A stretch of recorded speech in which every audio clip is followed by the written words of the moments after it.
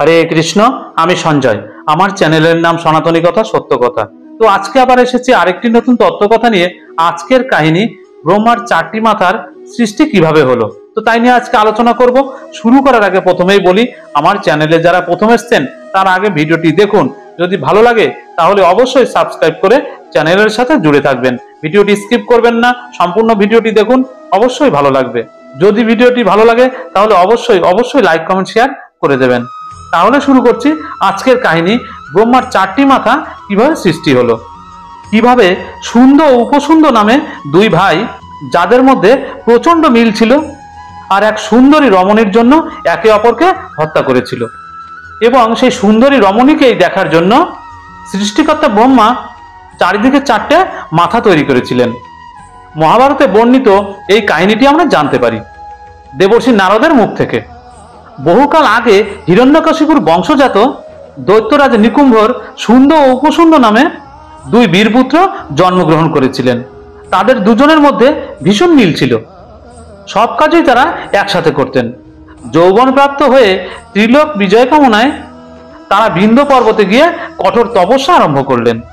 দেবতারা ভয় পেয়ে নানা রকম প্রলোভন দেখিয়ে তাদের তপস্যা ভাঙার অনেক চেষ্টা করলেন, কিন্তু সুন্দ উপসুন্দ বিচলিত হলেন না।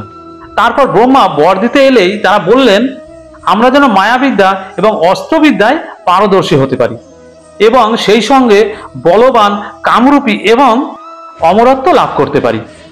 ব্রহ্মা বললেন, তোমরা ত্রিলোক বিজয়ের জন্য তপস্যা করেছ, সেই কারণে আমি অমরত্বের বর দিতে পারবো না। তখন তারা বললেন, তাহলে আপনি এই বর দিন, ত্রিলোকের স্থাবর জঙ্গম থেকে আমাদের কোনো ভয় থাকবে না, তবে মৃত্যু যদি হয় যেন পরস্পরের হাতেই মৃত্যু হয়। তখন ব্রহ্মা বললেন, তথাস্তু। বর পেয়ে তারা দৈত্যপুরীতে গিয়ে বন্ধুদের সাথে তারা ভোগবিলাসে মত্ত হলেন এবং বহু বছর ধরে নানা প্রকারের উৎসব করতে লাগলেন। তারপর তারা বিপুল সৈন্যদল নিয়ে দেবলোক জয়ের উদ্দেশ্যে তারা রওনা দিলেন। তবে দেবগণ ব্রহ্মার বরের বিষয়ে জানতেন, সেই জন্য তারা স্বর্গ ত্যাগ করে ব্রহ্মলোকে গিয়ে উপস্থিত হলেন। সুন্দ উপসুন্দ ইন্দ্রলোক ও যক্ষ, রক্ষ ও খেচক, পাতালবাসী, নাগ প্রভৃতি লোককে জয় করতে লাগলেন। দেবগণ ও মহর্ষি লোকের প্রার্থনায় ব্রহ্মা বিশ্বকর্মাকে আদেশ দিলেন, তুমি এমন এক রমণীর সৃষ্টি করো যা প্রত্যেকেই কামনা করে। বিশ্বকর্মা ত্রিলোকের জঙ্গম থেকে সকল প্রকার মনোহর উপাদান আহরণ করে এক অতুলনীয় যুবতী নারীর সৃষ্টি করলেন। জগতের উত্তম বস্তু তিল তিল করে একত্রিত করে সৃষ্টি হয়েছিল, তাই ব্রহ্মা তার নাম দিলেন তিলোত্তমা। তিনি আদেশ দিলেন, সুন্দ উপসুন্দকে তুমি প্রলুব্ধ করো। তিলোত্তমা যাওয়ার আগে দেবগণকে প্রদক্ষিণ করলেন। ঘুরতে ঘুরতে তিলোত্তমা যেদিকে যান তাকে দেখার জন্য সেই দিকেই ব্রহ্মার একটি মুখ নির্গত হলো, আর এভাবেই তিনি চতুর্মুখ হলেন। শিব স্থির হয়েছিল, তাই তার নাম হয়েছিল স্থানু।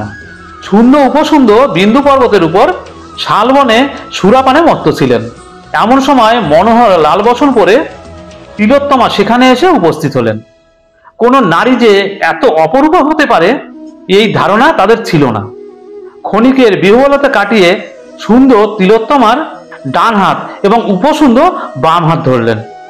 ভ্রুকুটি করে সুন্দ বললেন, এ আমার ভার্যা ভ্রুস্তনিয়া। উপসুন্দ বললেন, না, এ আমার ভার্যা, তোমার ভাতৃ বধূস্থানিয়া। তারপর তারা গদা নিয়ে যুদ্ধ শুরু করে দুজনেই নিহত হয়ে গেলেন। দেবগণ ও মহর্ষিগণের সাথে ব্রহ্মা সেখানে এসে তিলোত্তমাকে বললেন, সুন্দরী, তুমি আদিত্য লোকে বিচরণ করবে, তোমার তেজের জন্য তোমাকে কেউ ভালোভাবে দেখতে পাবে না। এইভাবে এক নারীর জন্য সুন্দ উপসুন্দ বিনাশ হলো। তো এইটুকুই ছিল আজকের কাহিনী। আগামী দিনে আগামী পর্বে আবার কোনো নতুন কাহিনী নিয়ে আসব। ততক্ষণ আপনারা অবশ্যই ভালো থাকবেন, সুস্থ থাকবেন। হরে কৃষ্ণ।